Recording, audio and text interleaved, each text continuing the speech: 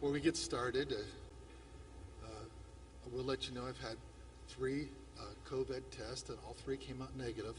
So, but if you keep your distance, I understand. So, fair enough. In a winner-take-all system, close margins of voters leads to fights that are as fierce after Election Day as the campaigns before. The passions we feel reflect voters' commitment to the ideals and principles they believe in. We all want our side to win because our side provides the best leadership for our nation and state. I know. I'm a passionate conservative, and as I've said before, I'm a proud Trump supporter. I was with him early in the 2016 election cycle, and he's governed the nation by the same conservative principles that I hold dear. Like other Republicans, I'm disappointed our candidate didn't win Georgia's electoral votes. Close elections sow distrust. People feel their side was cheated. We saw this from the Democrats in 2018, and we see this from Republicans today. Working as an engineer throughout my life, I lived by the motto that numbers don't lie.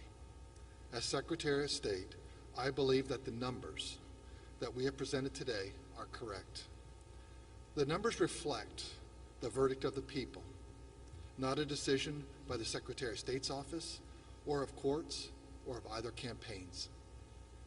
I want to do everything I can to build voters' trust in our electoral system. To that end, I want to work with the governor and legislators on legislation that improves on our current system. First, I'd like to see legislation that allows for the state to intervene in counties that have systemic ongoing problems in administering elections. Elections in our state are run by counties. Some do it great, and some don't. We need to have a remedy that allows the state to address problem areas and get those counties moving in the right direction. The audit revealed that in some counties, not all the votes have been counted. That doesn't mean those counties had systemic problems, but it does raise a concern. We must implement a reconciliation process that prevents such errors from happening in the future. Second, we need some reforms on our absentee ballot laws. The state and counties performed admirably in rapidly transitioning our election system from one where a small percentage of the electorate voted by mail to one where a vast percentage voted by mail.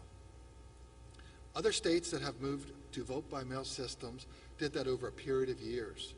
We did it in months. But such a large number of mail-in ballots has raised concerns about election integrity.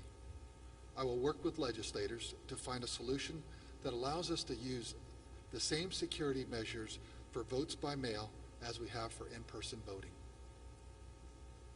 That would include a photo ID requirement. We know this works. We know this stops fraud. We know that claims that it would suppress votes have been proven wrong with empirical evidence and empirical studies.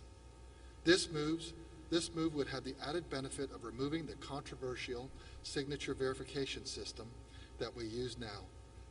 Democrats have long complained about it. Now Republicans are raising concerns too. We can move from a subjective system to an objective system, and I think we should get that done next year.